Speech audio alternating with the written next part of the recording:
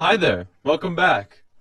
As we touched upon in Lesson 1, the world right now is in an incredibly disharmonic state. A few people mention that we've always been disharmonic, and this is true. In fact, we've been growing more and more disharmonic for about 13,000 years now.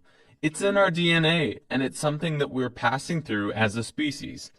We're at the end of it though, and we will never be here again. We're just not in tune with ourselves, and mass consciousness is beginning to realize it.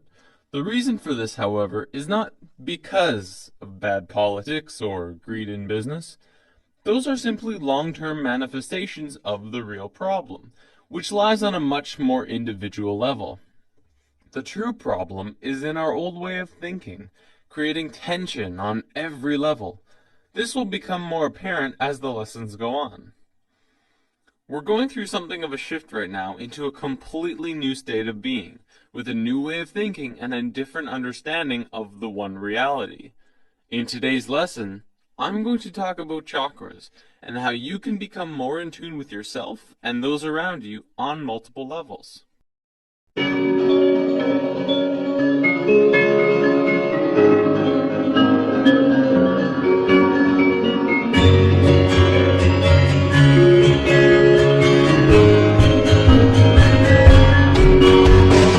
Now, for us to even start to understand chakras, first we have to understand the basics of light and color. If you take pure light and shine it through a prism, the light will break into a spectrum of 7 colors: red, orange, yellow, green, blue, indigo, and violet. We familiarly recognize this as the spectrum of the rainbow, or even more familiar, the basic palette in Photoshop. This spectrum, as we know it, is the foundation of every visible color. What you might not know about color is that each color has its own vibration. Red has the longest wavelength and the slowest vibration frequency. We recognize this as warm and stimulating. Violet has the shortest wavelength and the fastest frequency, and we recognize it as cool and calming. I don't think I have to describe what happens between these two colors. It's just a frequency change. This basic knowledge, believe it or not, is very important, but we're going to have to look at some other stuff first. Now, in modern science, we've learned that certain colors can stimulate mental activity, and other colors can calm the mind. We know that we need light energy for nourishing our brain, emotion, physical body, and perhaps more importantly, our chakras. So, what is a chakra? The word chakra comes from the Sanskrit word meaning wheel. A chakra is a wheel-like vortex spinning in a circular motion within the body. This forms a vacuum in the center that draws in energy on a vibratory level. It can draw in anything from color vibration to microwaves to energy and emotions of people that we come into contact with. This works in tandem with the thought realm that we discussed last week, as thoughts are on a vibratory level. Right, so chakras are energy points that run vertically from the top of your head down your spine. Depending on how you look at it, there are 7, 8, or 13 primary chakras, as well as over hundreds of smaller, less important ones that are just scattered around the body. I'm going to cover the 8 and 13 later on, so for now let's just stick with the basic 7. Your chakras are kind of like the etheric motor of the soul. Not only do chakras draw in energy, each and every chakra radiates an energy of vibration and govern over a major organ or gland connected to other body parts that resonate of the same frequency. To have balanced and aligned chakras will make you happier, healthier, and more in tune with yourself.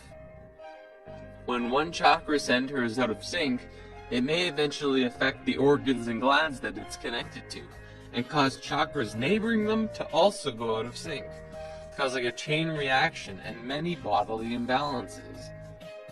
A chakra can become out of balance when it is overactive, underactive, or possibly congested or blocked. This is almost always felt on a mental, emotional, or physical level. The benefits to energizing your chakras and learning about them are primarily for a harmony of mind, body, and spirit. Your mind alone cannot nurture your whole being. nor can a proper food diet solve all of your problems. It is through your chakras that you can learn to balance all of you, bringing you into a healthier state of consciousness. As I mentioned before, each chakra is connected to an organ or gland, which governs over a section of the body. The order of the chakras actually go from the bottom up, starting with red, and changing vibrations in each chakra until you get to violet. Before we go any further, think about this. When you break light apart, you get 7 colors. These are the same 7 colors that our physical body is tethered to. What would you see if you were to look at a human through an etheric prism? Are we beings of light? Think about it. Now, not only does each chakra connect to an organ or gland, but each chakra also has a very specific trait. The first chakra is survival and is connected to the adrenal gland. The next one is sex or interaction, which is connected to the gonad. The third is power or ego and is connected to the pancreas. The fourth is love and connects to the thymus. The fifth is expression and connects to the thyroid. The sixth is the third eye, which is psychic and intuitive and connects to the pituitary gland. Finally is the crown chakra, which is the spiritual chakra and connects to the pineal gland. Survival, sex, power, love, expression, intuition, spiritual. These are the 7 traits through which we grow and are at the core of our being. Do you know of a time when you were struggling with your ego, or didn't seem to have a heart, or couldn't express yourself? If you or anyone you know have a problem or come off too strong in any of these traits, the reason why is because of an imbalance within the chakras. Okay, so we know what chakras are now, yet we haven't even begun to scratch the surface of this topic. For the remainder of this lesson, I want to talk about methods of opening, activating, and charging your chakras. I feel like it will be more beneficial to you at this point. As we know, each chakra resonates to a color that we just discussed. Doing things like wearing clothing that matches the color of a chakra will cause it to resonate. I remember when I first learned about this, all of my chakras were closed except for my throat, which was way too open. The reason for this was because my bedroom was painted blue, as well as my bed sheets were blue, and every night I would get a chakra boost in that one area. Sunlight is our main source and provider of light, heat, and energy. Sunlight itself consists of energies in the form of cosmic rays, gamma rays, X-rays, visible light rays, infrared rays, microwaves, and even radio waves. Lying in the sun for half an hour can give you a powerful energy boost. Eating food that matches the chakra colors are good as well. Eating red tomatoes and apples are good for the root chakra. Eating greens are good for the heart. Does this make you want to eat healthier? Color baths are a really relaxing way to open a chakra. You can get this organic fluid that you put in your bath, which changes the color of the bath. You can just lay back and relax and get an energy boost from the water itself. Finally, and this is the best way to open your chakras hands down, go get Reiki. I kid you not, it is the equivalent of spiritual surgery. You lie down and become super relaxed. A Reiki master will then individually go over all of your chakras, opening the ones that are closed and aligning them. See, Reiki masters are people who have had spiritual training on seeing your chakras. Yeah, they can actually see them through the third eye. They learn to move energy throughout their body and connect it and flow it into yours. It's a very amazing process. You may have to ask, but Reiki masters can also typically communicate to your higher self for you and ask you what you need to progress in your path. Reiki itself is growing more and more popular in the last 15 years, so it shouldn't be very hard to find a number of places near you that have it. If you're serious about this and you don't know where to start, Reiki is an excellent first step.